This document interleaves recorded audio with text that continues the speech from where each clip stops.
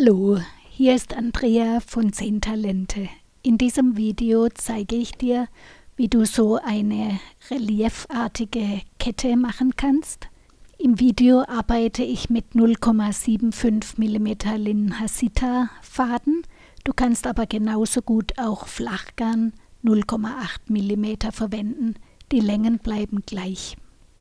Wenn du dickeres oder dünneres Garn nimmst als angegeben, müssen auch deine Perlen dicker oder dünner sein.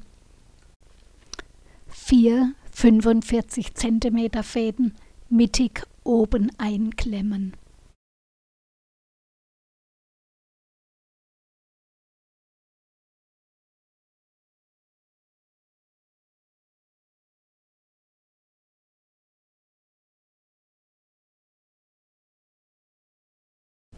Der äußere Faden geht unter dem zweiten drunter durch und knotet einen Rippenknoten, also einen doppelten Halbschlag, Richtung Mitte oder unten.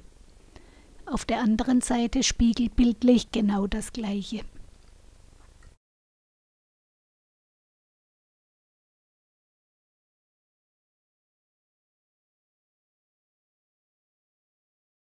Jetzt auf jeder Seite 4 45 cm Fäden mit doppeltem Anker nach außen befestigen.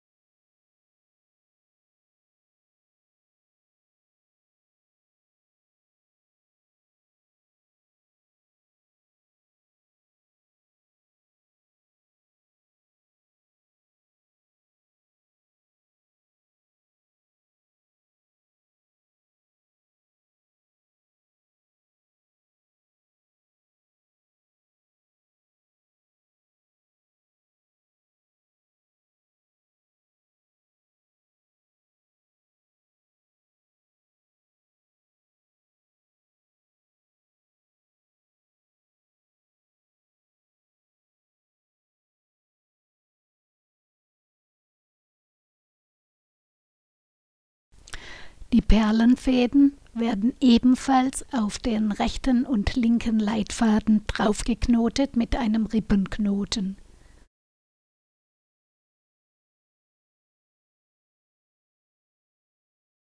Den rechten Leitfaden über den linken legen und mit einem doppelten Halbschlag die beiden Reihen schließen.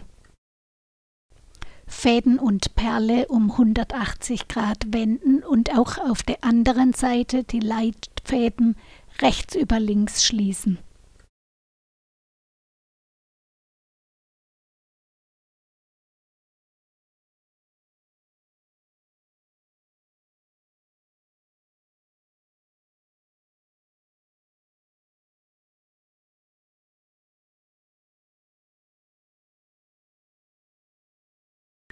Jetzt arbeiten wir zunächst mit den 4 mittleren Fäden eine Raute, die wir mit einem Rückwärtsknoten schließen.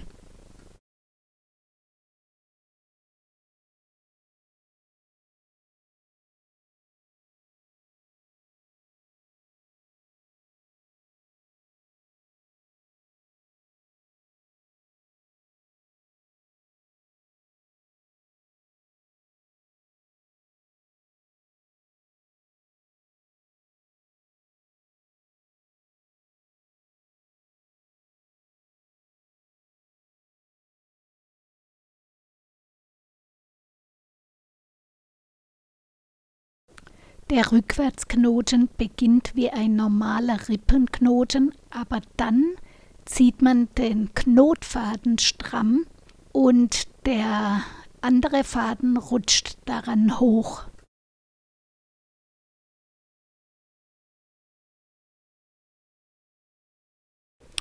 Eine 4 mm Perle rechts und links von der Raute auffädeln.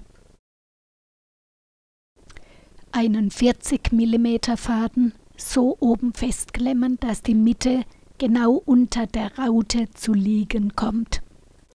Die beiden mittleren Fäden zuerst auf diesen neuen Faden dicht draufknoten, dass die neue Reihe ganz dicht an der Raute anliegt.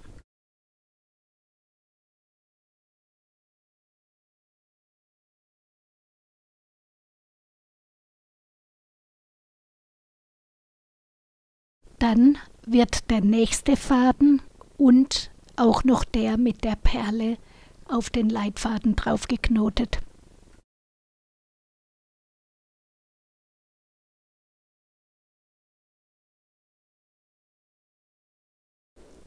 Es folgen 10 abwechselnde Halbschläge und ein doppelter Halbschlag nach außen.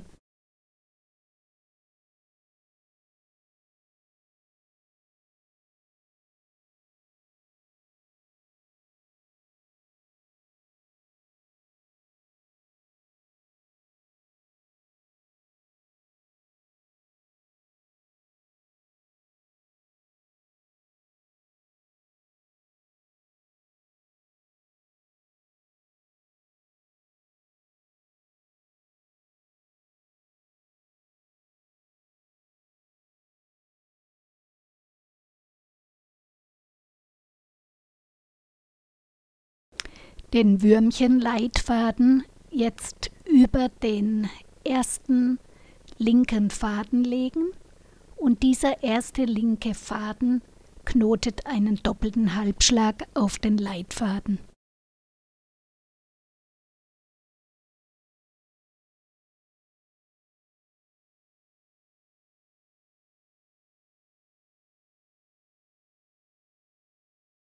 Dann wird der Leitfaden zum Knotfaden und knotet um den nächsten Faden einen doppelten Halbschlag vertikal. Das bedeutet, der Leitfaden geht unter diesem nächsten Faden drunter durch. Und noch einen doppelten Halbschlag nach außen.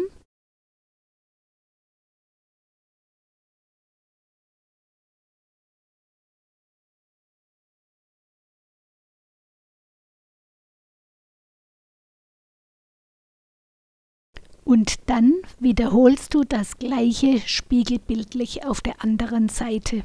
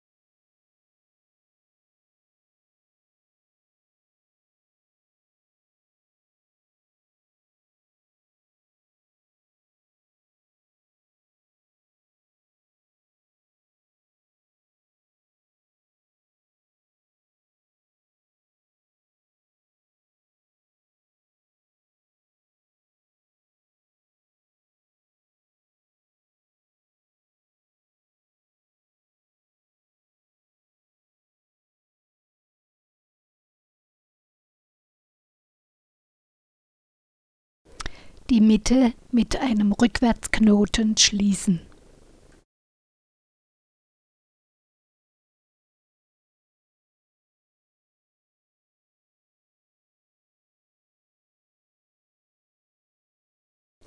Jetzt überspringst du die beiden rechten Nachbarfäden deines bisherigen Musters. Überzeug dich nochmal, dass es wirklich die Nachbarfäden sind.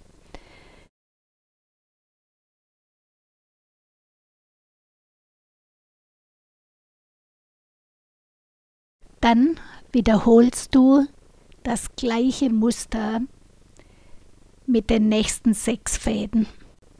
Zuerst knotest du aber hier die beiden mittleren zusammen mit einem Rückwärtsknoten und dann machst du die Raute.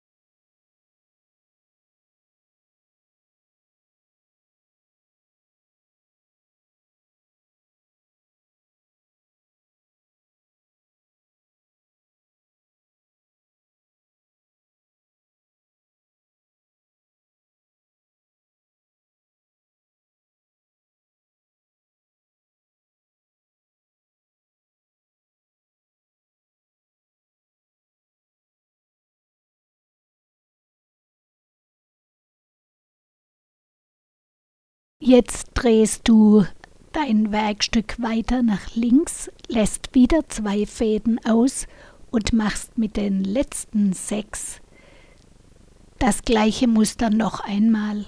Also es müssen rechts und links 2 Fäden weggelegt werden. Jetzt hast du noch 3 lose Fadenpaare herumhängen und du drehst jetzt dein Schmuckstück so, dass die beiden losen Fäden, die als Leitfäden um die Perle herumgegangen sind, unten zu liegen kommen.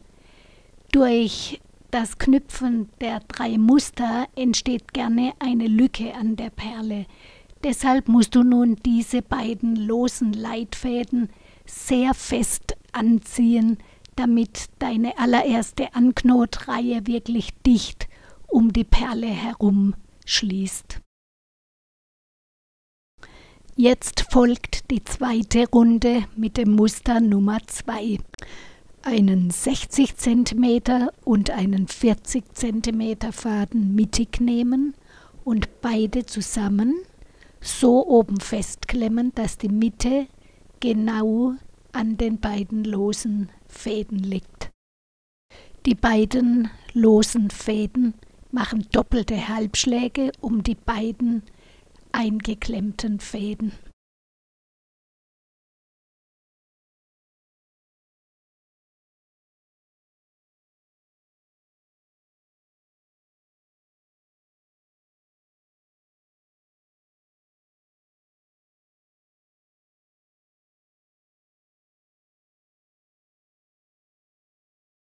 Nun macht der längere der beiden Leitfäden um den kürzeren 17 abwechselnde Halbschläge herum. Der erste Halbschlag soll nach unten gehen.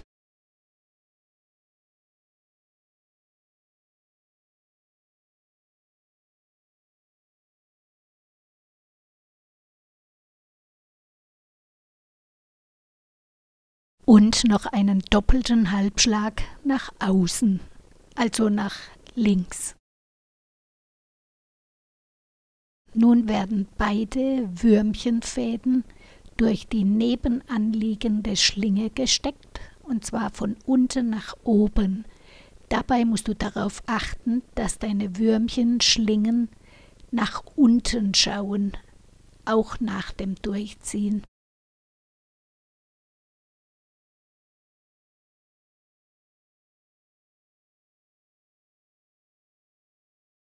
Das wiederholst du jetzt auf der rechten Seite.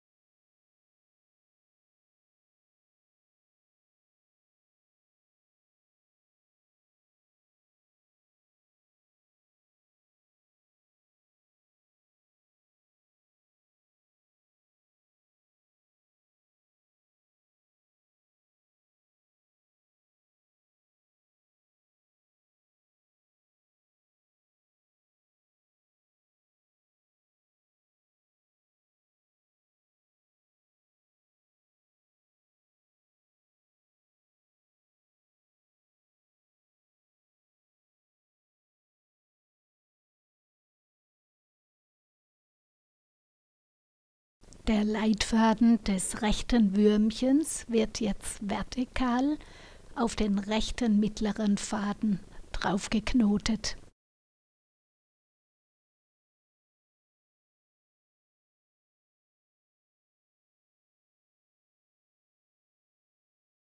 Danach auch noch den Würmchen-Knotfaden auf diesen mittleren Faden draufknoten. Dieser mittlere Leitfaden wird jetzt weggelegt, der wird nicht mehr gebraucht. Das gleiche machst du dann auf der anderen Seite.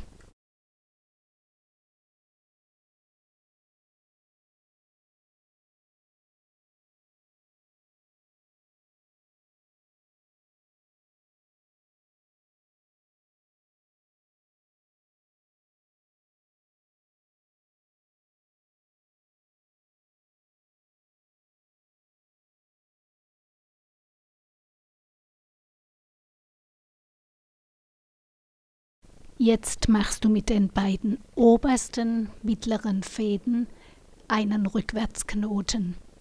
Du beginnst wie ein normaler Rippenknoten, ziehst dann aber am Knotfaden und der linke Faden geht als Schlinge nach oben. Das machst du zweimal.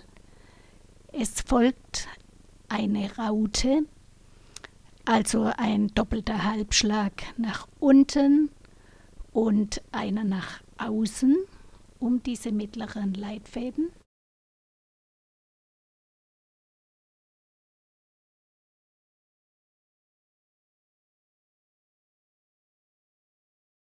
Genau das gleiche auf der anderen Seite.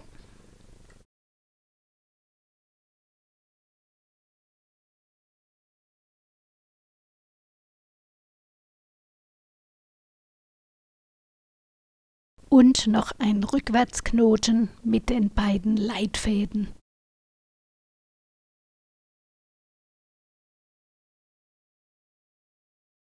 Dieses Muster wiederholst du nun bei den anderen beiden losen Fadenpaare, oben, links und rechts.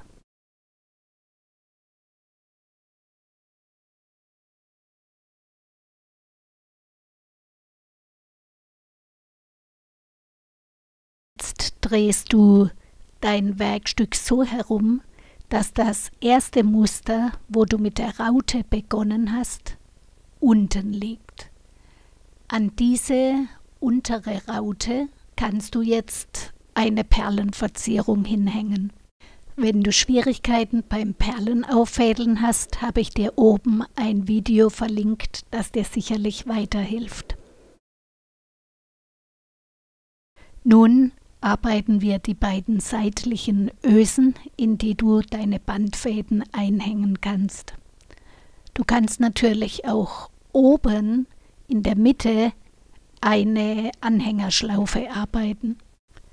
Die mittleren Fäden bleiben die Leitfäden. Darauf knotest du mit dem nächsten oberen einen doppelten Halbschlag in die Mitte, danach einen Halbschlag nach außen. Das gleiche machst du auf der anderen Seite.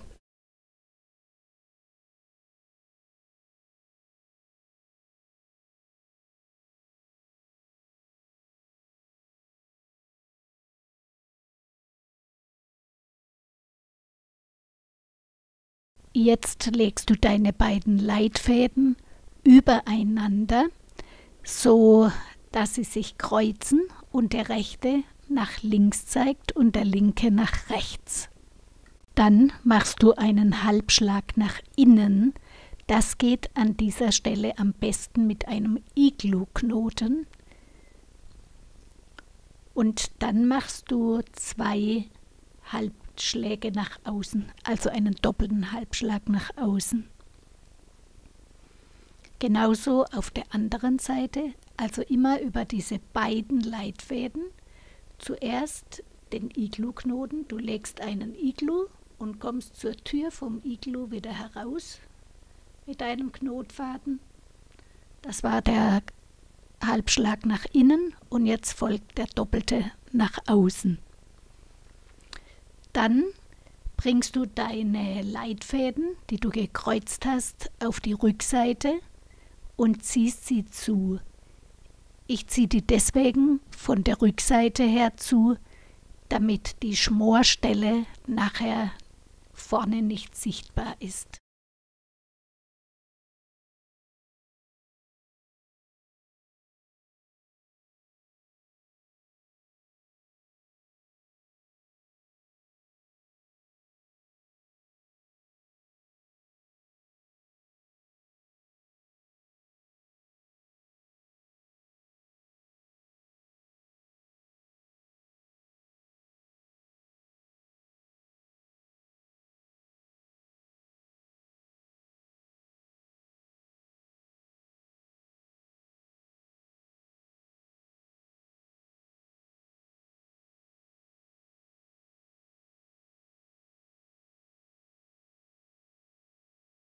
Die gleiche Öse arbeitest du nun auf der anderen Seite.